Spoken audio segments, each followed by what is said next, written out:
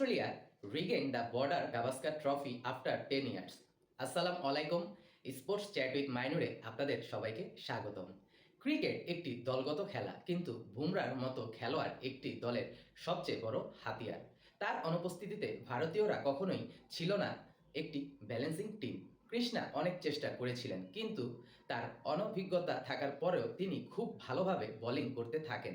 সিরাজ ছিলেন of colour, কৃষ্ণাকে কোনো সাহায্যই করতে পারেনি এবং পরে তিনি নিজেই মাঠের বাইরে চলে যান। লম্বা একটি সিরিজ ছিল, অনেক নিগেল দেখা যাচ্ছিল বোলারদের, যা পরে ইন্ডিয়াকে বিপদের মুখে ফেলে দেয়। ভারতীয় বোলাররা প্রচুর রান দিচ্ছিল এবং মিডল সেশনে খেলার রেজাল্ট চলে আসে অস্ট্রেলিয়ার পক্ষে। India will go back to the drawing board and will have 10 question starting them. But Team India has a break in this format and their next test assignment is quite a few months away. Some call will meet, some heads will roll, but that's the nature of transaction. পার্থে জিতে India দারুণ শুরু করে এই সিরিজটি, কিন্তু Australia অ্যাডিলেডে জিতে series সমতায় আনে। গাবা টেস্ট ছিল বৃষ্টির হানা, বৃষ্টি বাঁচিয়ে দিল টিম ইন্ডিয়াকে, যারা ফলোয়ানকে জয়ের মতো সেলিব্রেট করতে থাকে। এমসিজিতে নিতেশ রেড্ডি ইন্ডিয়ার হয়ে তার কেরিয়ারের প্রথম সেঞ্চুরি করে, কিন্তু স্মিথের সেঞ্চুরি ছিল ভ্যালুয়েবল। ইন্ডিয়ার ফাইনাল সেশনে 7 উইকেট হারিয়ে নাটকীয়ভাবে ম্যাচ হেরে যায়, আর অস্ট্রেলিয়া সিরিজে 2-1 এগিয়ে যায়। সিডনি ছিল ইন্ডিয়ার দারুণ সুযোগ সিরিজে 2-2 করে ড্র করা, কিন্তু বুমরার অনুপস্থিতি টিম ইন্ডিয়া পিছিয়ে যায় খেলা থেকে। It has been long tour for India. They have been shown the mirror as well. If New Zealand exposed their lack of spin playing technique, Australia have exposed India batting as well as bowling reserves. The like of Jaiswal, Reddy and Pant showed a lot of fight, but and might be the only silver linings of the tour. Rohit Sharma dropped himself for the last test. Kohli is another of those links in the transaction.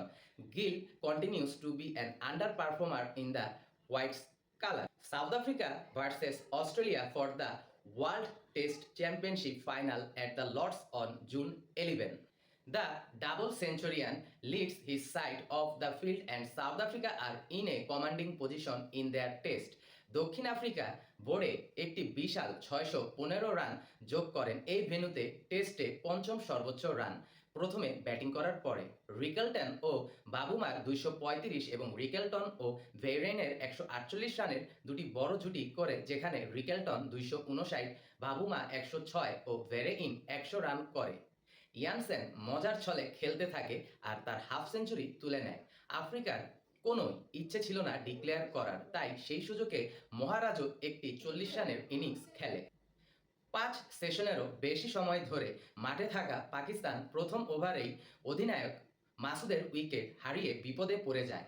Jansen, গোলামকে এবং Rabada প্রথম টেস্টে পাকিস্তানের সর্বোচ্চ run করা শাকিলকে 0 রানে বিদায় করে দেয়। পাকিস্তান 20 রানে 3 উইকেট, বলতে গেলে 20 রানে 4 উইকেট হারিয়ে ফেলে, কারণ আয়ুব ইনজুরিতে পড়ে এই টেস্ট থেকে অলরেডি বাদ পড়ে যায়।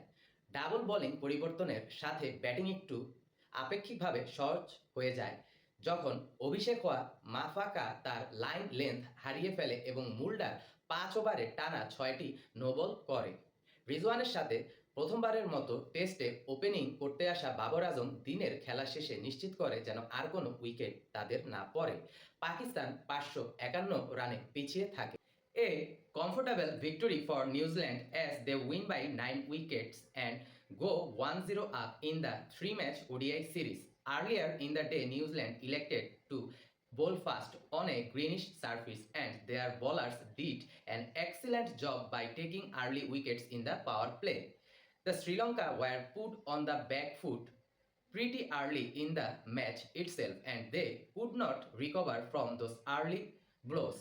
The Sri Lankan somehow managed to crawl their way to 178, but it was never going to challenge the Black Caps. In reply, Young and Ravindra got the host of a good start with a 93-run stand for the opening wickets. Ravindra missed out on his 50, but Young notched up his half century and keep the run chase under control in the company of Mark Chapman. New Zealand eventually complete the run chase in the 27th over. এতক্ষণ কথা বললাম Australia ও ইন্ডিয়ার মধ্যকার শেষ test, south Africa ও পাকিস্তানের মধ্যকার দ্বিতীয় test এবং শ্রীলঙ্কা ও নিউজিল্যান্ডের মধ্যকার প্রথম ওডিআই নিয়ে। এখন আমরা কথা বলবো English Premier League game week 20-এ শনিবার ছিল 7টি ম্যাচ। সন্ধ্যা 6:30টায় মুখোমুখি হয়েছিল টটেনহাম ভার্সেস নিউক্যাসেল। নিউক্যাসেল এই ম্যাচটি 2-1 গোলে জিতে নেয়। টটেনহামের হয়ে গোলটি করে সোলাঙ্কে আর অ্যাসিস্ট করে পোর্রো, আর নিউক্যাসেলের হয়ে দুটি গোল করেন গর্ডন আর ইজাক আর অ্যাসিস্ট করে গুইমারেস। রাত 9টায় ছিল মোট 5টি match. Aston villa versus Lister city. Aston villa 2-1 গোলে লিস্টার সিটিকে হারায়। লিস্টারের হয়ে দুটি গোল করে বার্কলি অ্যান্ড বেলি, আর লিস্টারের হয়ে গোলটি করে মা ভি দিদি। পরের ম্যাচটি ছিল ম্যান সিটি ভার্সেস ওয়েস্ট হামে। ম্যান সিটি অনেক ম্যাচ পরে তাদের উইনিং ফর্মে ব্যাক করলো। 4-1 গোলে তারা ওয়েস্ট হামকে হারায়। ম্যান সিটির হয়ে গোল 4টি করে। প্রথম গোলটি ছিল ওন গোল কোফলের, তারপর হাল্যান্ড 2টি ও ফোডেন 1টি গোল করে, আর অ্যাসিস্ট করে স্যাভিনহো 2টি আর কেভিন ডি ব্রুনে 1টি। আর ওয়েস্ট হামের হয়ে মাত্র 1টি গোল করেন ফুলক্রুক আর অ্যাসিস্ট করে সবচেক। পরের ম্যাচটি ছিল সাউথহ্যাম্পটন ভার্সেস ব্রেন্টফোর্ডের। ব্রেন্টফোর্ড 5-0 গোলে সাউথহ্যাম্পটনকে হারায়। ব্রেন্টফোর্ডের হয়ে 5টি গোল করেন কেভিন 1টি, ব্রায়ান 2টি, লুইস পটার 1টি ও ওয়াইজি 1টি, আর অ্যাসিস্ট করে ড্যামসগার্ড, উইজা ও ব্রায়ান।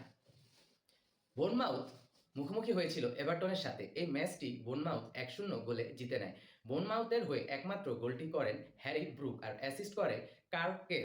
ক্রিস্টাল প্যালেস মুখোমুখি হয়েছিল চেলসির সাথে। এই ম্যাচটি 1-1 গোল সমতায় ড্র হয়। ক্রিস্টাল প্যালেসের হয়ে একটি মাত্র গোল করে মাটেটা আর অ্যাসিস্ট করে এজে, আর চেলসির হয়ে গোলটি করে পালমার আর অ্যাসিস্ট করে সানচো। রাত 11:30টায় ছিল একটি match, Brighton versus Arsenal. Arsenal ও ব্রাইটনের ম্যাচটি 1-1 গোলে ড্র হয়। আর্সেনালের হয়ে গোলটি করে নিউমেরি আর অ্যাসিস্ট করে ম্যারিনো, আর ব্রাইটনের হয়ে গোলটি করে পেনাল্টিতে পেড্রো। আজকে এখান থেকে বিদায় নিচ্ছি। সবাই ভালো ও সুস্থ থাকবেন। আবার দেখা হবে অন্য কোনো ভিডিওতে। Bye bye.